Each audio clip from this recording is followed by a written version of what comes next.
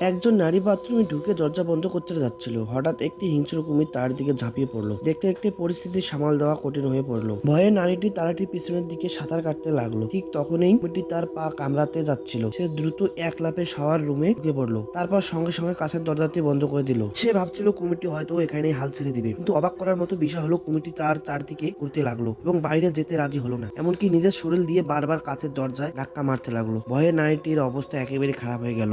দেখা যাচ্ছিল কুমিরটি যে কোনো সময় দরজা ভেঙে ভিতরে যেতে পারে। তার পাশে তাকে নারীটির মাথায় হঠাৎ একটি সাহসী পরিকল্পনা এলো। তারপর সে তাড়াতাড়ি কাছের দরজাটি খুললো। উত্তেজিত কুমিরটি তার দিকে সঙ্গে সঙ্গে ঝাঁপিয়ে এলো। ঠিক সেই মুহূর্তে নারীটি সুযোগ সাবানের স্ট্যান্ডে পা রেখে দ্রুত কাছের দরজার উপর দিয়ে লাফিয়ে বেরিয়ে এলো। কুমিরটি বুঝিয়ে ওঠার আগেই সে দ্রুত কাছের দরজাটি বন্ধ করে দিল এবং সেই হিংস্র কুমিরটিকে ভেতরে আটকে ফেললো। তারপর নারীটি দেরি না করেই দ্রুত সাঁতার কেটে ঘর থেকে বেরিয়ে এলো। কিন্তু বাইরে তখন ভয়ঙ্কর ঝড় চলছিল। বন্যার পানি প্রায় ছাদের সমান হয়ে গেছে। নারীটি তখন ছাদের কিনারা ধরে কষ্ট করে টিকে থাকার চেষ্টা করছিল, কিন্তু তার দুর্ভাগ্য যেন শেষ হচ্ছিল না। আরেকটি হিংস্র কুমির তার দিকে এগিয়ে এলো। ঠিক তখনই ছাদের কিনারাটি ভেঙে পড়লো। কুমিরটি ঠিক ভাঙ্গা লোহার অংশে কামড় বসালো। এতে করে নারীটি অল্পের জন্য বেঁচে গেল।